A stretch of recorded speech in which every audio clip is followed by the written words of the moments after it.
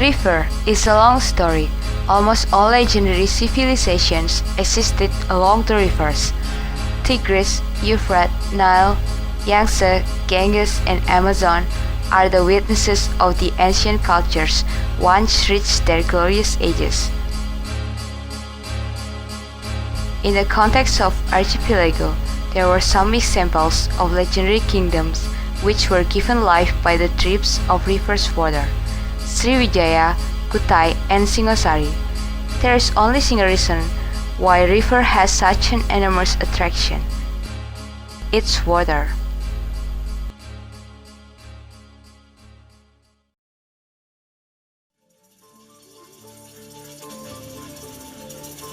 Standing firm like a guard is the Merapi mountain. Its curving shape looks very beautiful in the morning. The dew drips slowly, the fog covers its slope. Those are the beauties of the mountain, which endlessly become the source of story and life for the inhabitants who live around it. Streams flow through its fissure. One of them is Code. Sprung from the dripping water of a 1500 meter above sea level height of Turgo Hill, this stream flows as far as 50 kilometers. Not only does the stream get its water from the fissure of Merapi, but also from the raindrops, about 2,350 millimeters per year. The water drips of this hill then combine and form a larger stream.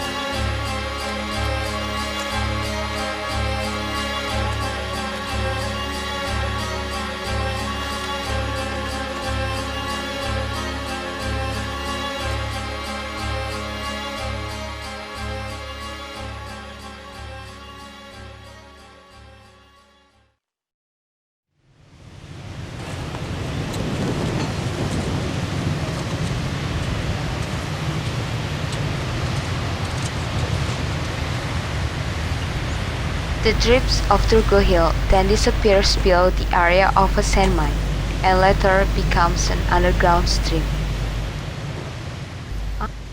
Close to the lava dam built nearby, and under the shades of the trees, the water reappears, formed as a small pond, and from this point, our journey to go along the shore of Code River begins.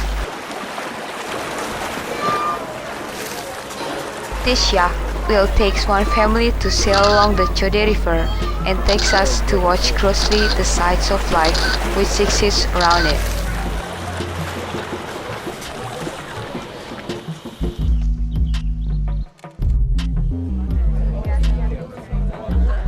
The yacht will soon start to sail. Please get ready to give attention on how each drip of the stream gives life for the human and their ecosystem.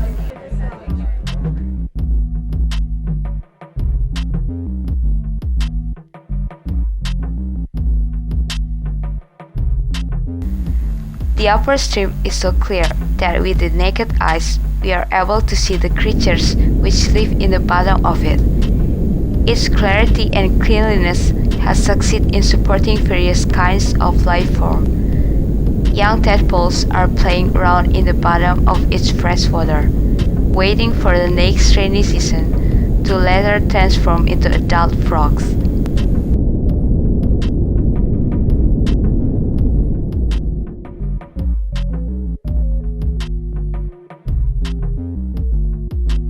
Water insects, fish migrate to the upper stream and lay their eggs, and decomposer animals form the food chain seen in this ecosystem.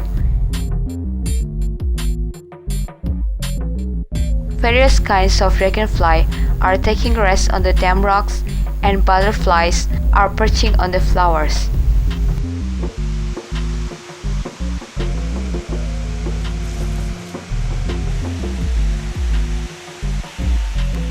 As you can see, Along the stream side, the inhabitants grow grasses to be used to feed the milking cows.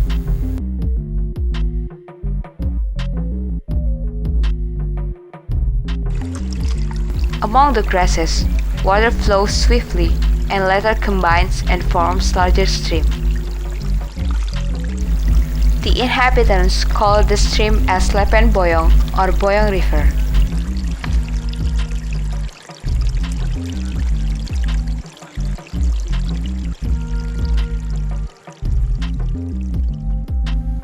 That is ferrum sediment, recognized from the foamy mud-like stagnant water colored in red. It is tying up the dissolved oxygen. This natural condition causes the water to acidify. No living being can survive due to its mortal intoxicating effect.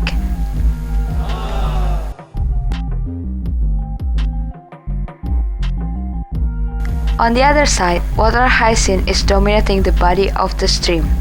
Some varieties of pale green algae is also covering the stream.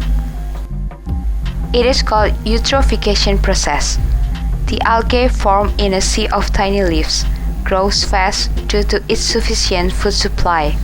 On a bigger scale, this eutrophication is disturbing because it absorbs all the oxygen contained in the water and causes unpleasant smell.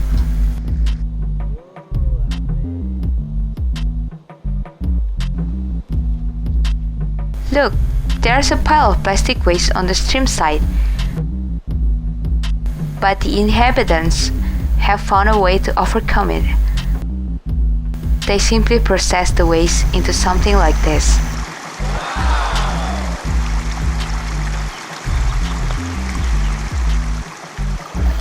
The stream takes us to sail farther.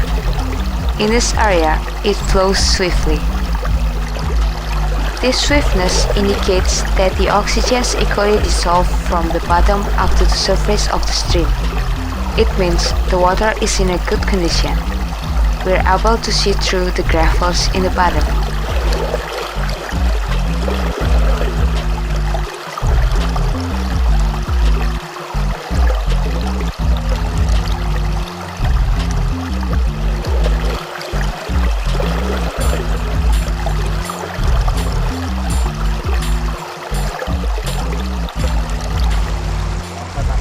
Small-scale sand mining are also seen here. The inhabitants fulfill their family needs by mining and selling the sand. Let's see the sand miner. Ya sini kantor sini. Habis ini sumber-sumber yang sumber itu dimanfaatkan untuk air minum desa. Untuk kebutuhan masyarakat daripada nyewa dari sumur, daripada untuk nyewa sanyo mahal, nah itu untuk itu.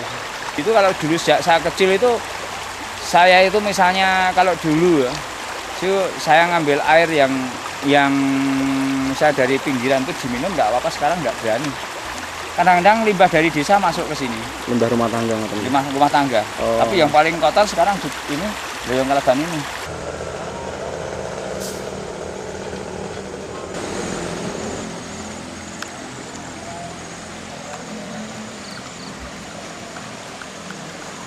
Dulu saya kira dengan pasir itu kalau betul-betul dimanfaatkan bisa meningkatkan prasejahtera 1 loh, Mas.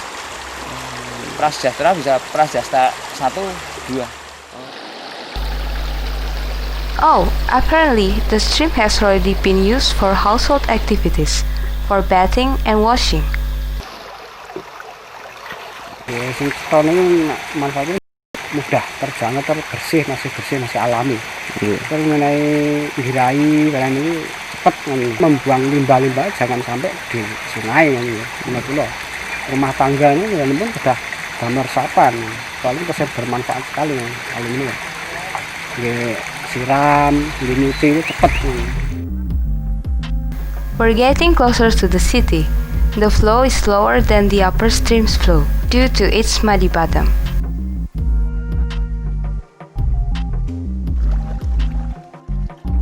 Although the banks is still overgrown with quite a lot of green trees, but we can see more waste here.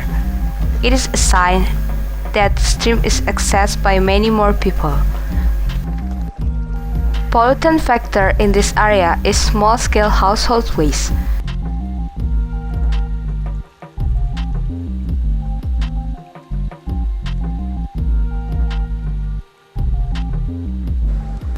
This bridge is the gate to enter the town and will immediately find its unique interaction.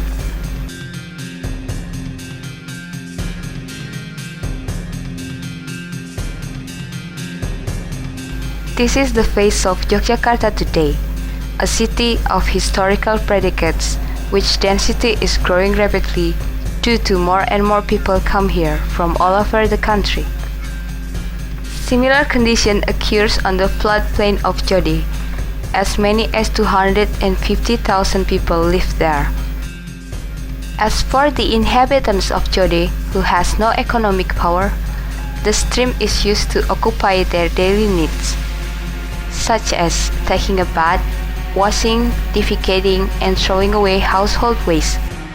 Later, the detergent becomes the main pollutant which endangers the stream.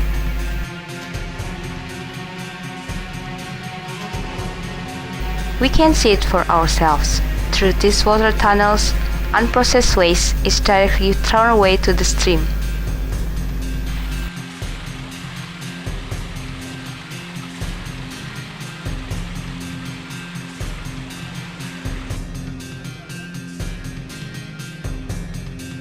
Over the last decade, the stream retained about 10,000 tons of carbon dioxide pollutant and 1,500 tons of oxygen pollutant per year. Thousands varieties of solid and liquid waste came from industrial and daily activities are thrown up continuously to the stream.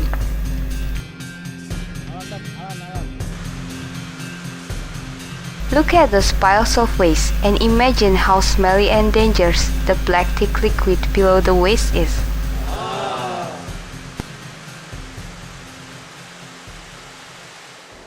The fish, as the indicators of underwater life, can survive. No tadpoles or dragonflies can be found anymore. It is only the Lebistes reticulatus which survive, because they have more ability to inhale the oxygen from the polluted water.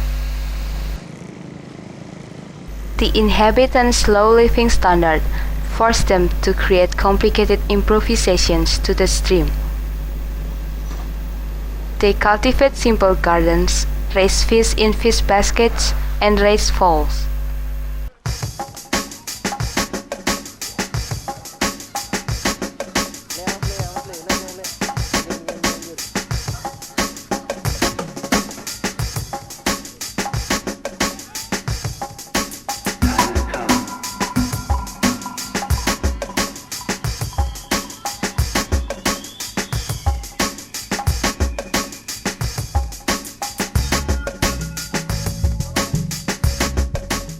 Another side of the banks is used to make ponds and sand mines.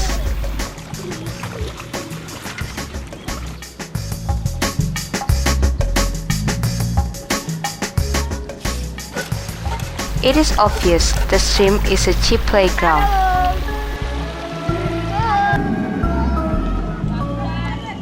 Sedimented area is turned into soccer fields and cockfighting arena.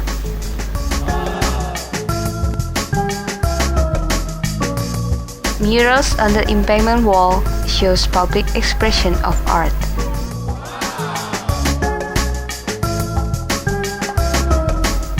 Jodi, in the center of the town, is the place for people who face the hard life reality.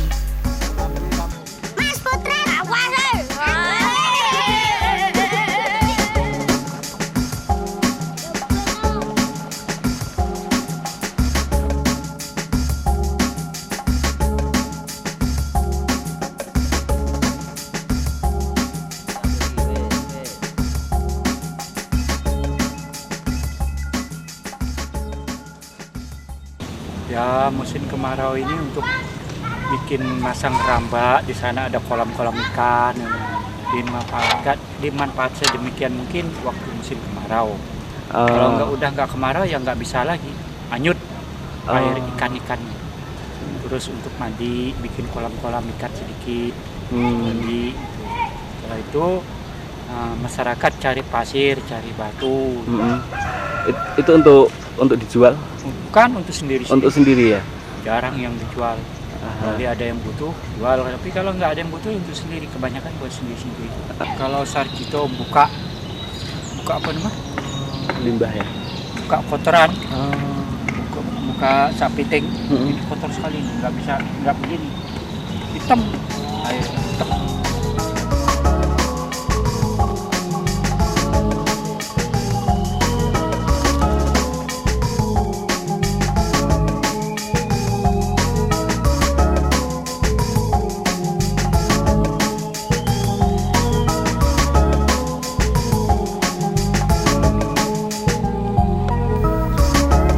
The scenery you are watching is the southern suburb.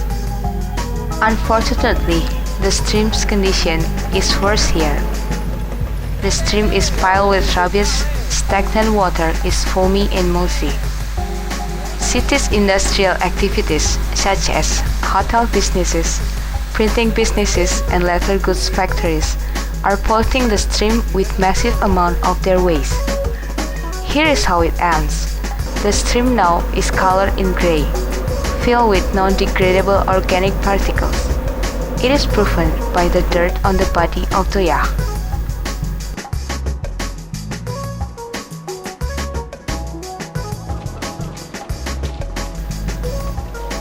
Because mostly the inhabitants are farmers, so most part of the banks is used for farming.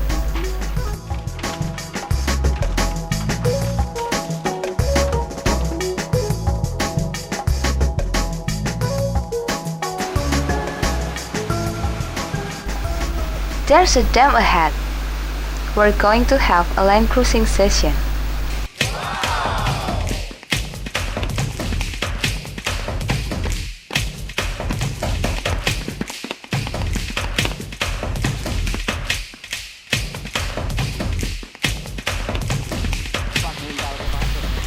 For you to know, 9 dams had been built to distribute water for the rice fields located around Jode, and simultaneously they water about 1,000-acre rice fields per year.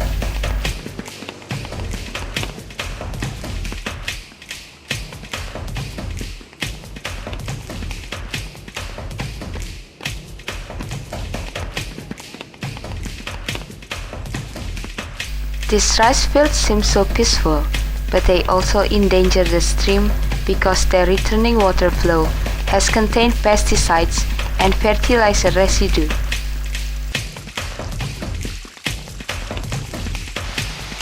In 1997, community health centers located around Jode reported that diseases related to water using, such as stomach and skin disease, placed in the second and third ranks on the upper stream and in the second rank on the lower stream. It shows us how dangerous polluted stream is.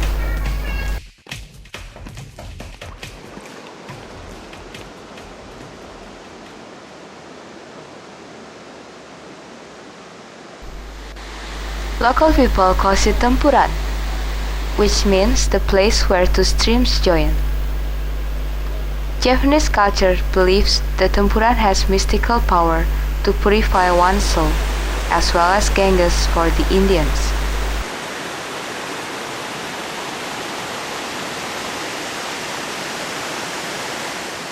We can see that sand is always available. In this area, close to the open sea, sand also meaningful for the inhabitants. They make a living by mining the sand using various kinds of tools. Similar activities happen down to the end of the street.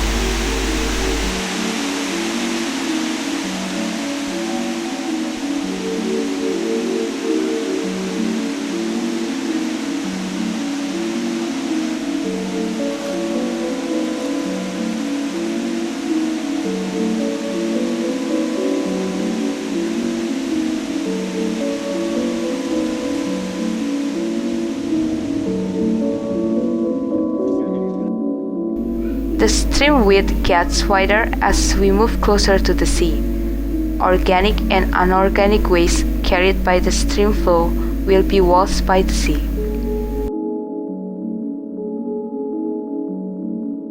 The end of our journey would have been more precious if only the stream had contributed well to the hydrologic cycle.